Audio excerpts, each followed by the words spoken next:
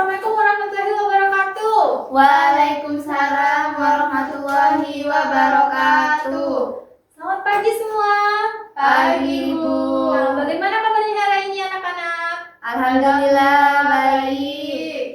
Nah, baik. Sebelum kita lanjut untuk memulai pelajaran, mohon ketua kelas untuk dipimpin ya untuk berdoa. Sebelum memulai pembelajaran pada pagi hari ini, marilah kita berdoa. Berdoa dimulai.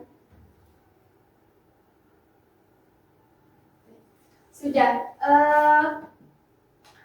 Baik. Sebelum mulai materi hari ini, siapa saja sih kira-kira yang tidak masuk? Banyak, Ibu. Wah, pada kemana nih? Ada yang sakit, ada yang pulang kampung. Ada yang liburan. Wah, banyak ya. Anak-anak mohon berdiri terlebih dahulu ya. Oke, dicek di sampingnya apa ada sampah atau kotor. Gak ada, Bu. Bersih, Sudah Bu. Good ya yang piket. Ya. Baik, materi kita pada pagi hari ini yaitu adalah transport membran. Nah, kan kita sudah belajar pada minggu lalu nih mengenai struktur dan fungsi membran sel. Membran sendiri kan berfungsi untuk mengatur keluar masuknya zat melewati sel antara internal dan eksternal. Kemudian tujuan pembelajaran kita pada pagi hari ini yaitu adalah siswa dapat menjelaskan pengertian dan fungsi membran dalam transportasi zat. Kemudian siswa diharapkan dapat mengidentifikasi dan membedakan berbagai jenis transport membran. Kemudian yaitu menjelaskan mekanisme kerja masing-masing jenis transport membran. Yang keempat yaitu siswa mampu memberikan contoh proses transport membran dalam kehidupan sehari-hari. Yang terakhir yaitu siswa dapat melakukan simulasi atau percobaan sederhana untuk mengamati proses transport membran. Jadi nanti Ibu harap kalian bisa melakukan sedikit eksperimen kecil ya. Ya, Bu. Iya, Ibu. Nah, kalian tentu pernah dong, misalnya renang, waktu renang kelamaan terus tiba-tiba ternyata jarinya malah jadi keriput kayak gini. Iya, Bu. Sering, Bu. Nah, kira-kira kenapa sih kok jari kita tuh bisa jadi keriput kayak gini? Kedinginan. Oke, terus yang lain? Kemasukan banyak air, Ibu. Nah, itu kurang lebih benar ya anak-anak. Nah, fenomena ini termasuk salah satu contoh transport membran. Nah, kita akan bahas lebih jauh pada pagi hari ini ya. Untuk pertama-tama yaitu mengenai pengertian transport membran sendiri. Transport membran itu mengacu pada proses pergerakan zat-zat yang melalui membran sel. Membran sel ini bertindak sebagai penghalang antara lingkungan eksternal dan sitoplasma sel.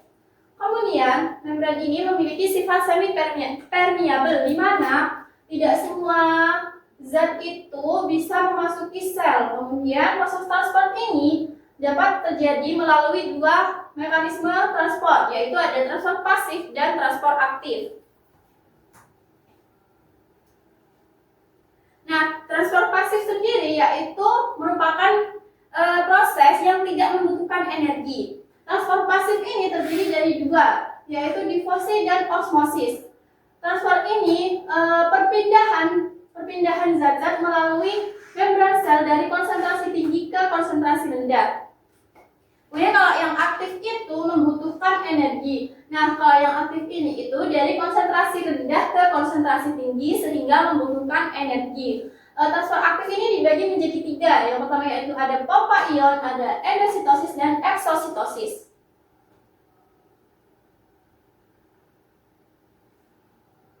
Nah, di sini kita akan membahas mengenai transport pasif terlebih dahulu ya.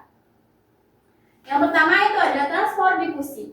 Difusi ini merupakan pergerakan zat dari daerah konsentrasi tinggi ke daerah konsentrasi rendah.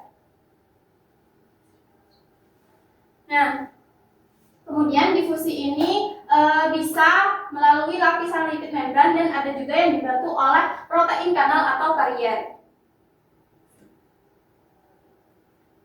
Kemudian yang osmosis yaitu ketika air bergerak melalui membran semi permeabel dari larutan dengan konsentrasi air rendah ke larutan dengan konsentrasi air lebih tinggi. Nah, kemudian apa sih yang kira-kira terjadi ketika air terlalu banyak memasuki sel? Nah, keadaan sel akibat peristiwa osmosis yaitu ada plasmolisis, turgid, kranasi, dan lisis. Kira-kira dari ketiga gambar ini mana yang termasuk transfer difusi dan osmosis? Kalau yang ini apa? Osmosis. Kalau yang ini? Difusi. Yang ini? Bukan keduanya. Nah, benar. Nah, pada gambar ini merupakan termasuk transfer aktif, di mana kita memerlukan energi untuk perpindahan zat dari konsentrasi rendah ke tinggi. Nah, contohnya kayak kita pas narik sumur nih kan butuh tenaga dong. Ya. Jadi itu bisa dianalogikan transfer aktif dari rendah ke tinggi. Nah, yang pertama itu ada pompa ion. Pompa ion ini dimulai saat Na+ dari dalam sel berikatan dengan protein transport di membran. Kemudian hal ini itu merangsang fosforilasi sehingga memicu melepaskan Na+ keluar sel. Kemudian 2 ion kalium K+ dari luar sel berikatan dengan protein terbuka keluar. Lepasan fosfat menyebabkan protein kembali ke bentuk semula dan melepaskan ion K+ ke dalam sel. Nah, jadi dengan 1 ATP, pompa ini memindahkan 3 Na keluar dan 2 kalium masuk. Nah, hal ini itu membantu menjaga keseimbangan ion di dalam dan luar sel. Nah, ini ya anak-anak contohnya. Iya, Ya, Bu. Iya, Ibu. Kemudian berikutnya ada endositosis. Endositosis ini merupakan pemasukan zat ke dalam sel dengan cara membentuk lipatan pada membran sel. Kemudian, jadi proses ini tuh ketika zat keluar dari sel menempel pada permukaan membran. Nah, kemudian membran ini akan melipat ke dalam sehingga membentuk seperti kantong. Nah, kantong itu disebut vesikula. Nah, ini ya endositosis. Endositosis ini zat itu menempel pada membran, kemudian dia membentuk lipatan yang disebut vesikula. Eksositosis ini kebalikannya dari endositosis, di mana zat-zat yang dari dalam sel ini membentuk vesikula, kemudian keluar. Nah, kira-kira siapa yang bisa menyimpulkan materi kita pada pagi hari ini? Saya, Ibu. Silakan, Nana.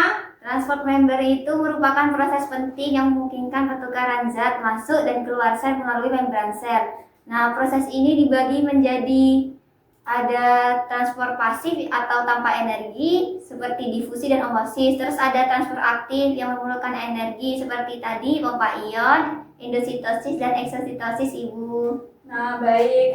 Beri aplaus semuanya. Nah, agar kita bisa paham lebih lanjut nih mengenai transport membran, Ibu akan kita akan melakukan praktikum sederhana mengenai transport membran ini.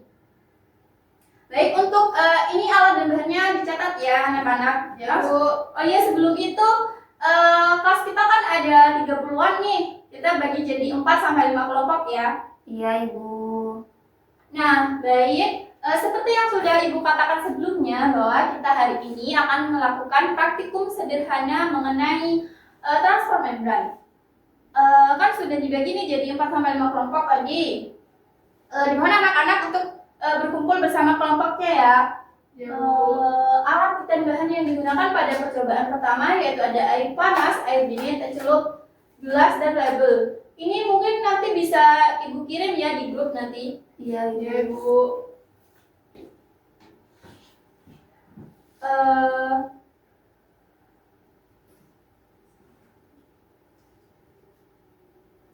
Baik, sudah Ibu kirim, mungkin ada yang ditanyakan dari praktikum kita yang akan kita lakukan ini? Tidak Tidak ada, Bu. Baik, sudah jelas semua ya anak-anak? Sudah, Sudah, Ibu. Bu. Jadi sekian yang bisa Ibu sampaikan, kurang lebihnya mohon maaf kepada Ketua kelas mohon dipimpin untuk berdoa terlebih dahulu. Sebelum mengakhiri pembelajaran pada pagi hari ini, marilah kita berdoa. Berdoa dimulai. Baik, Ibu mohon undur diri. Wassalamualaikum warahmatullahi wabarakatuh.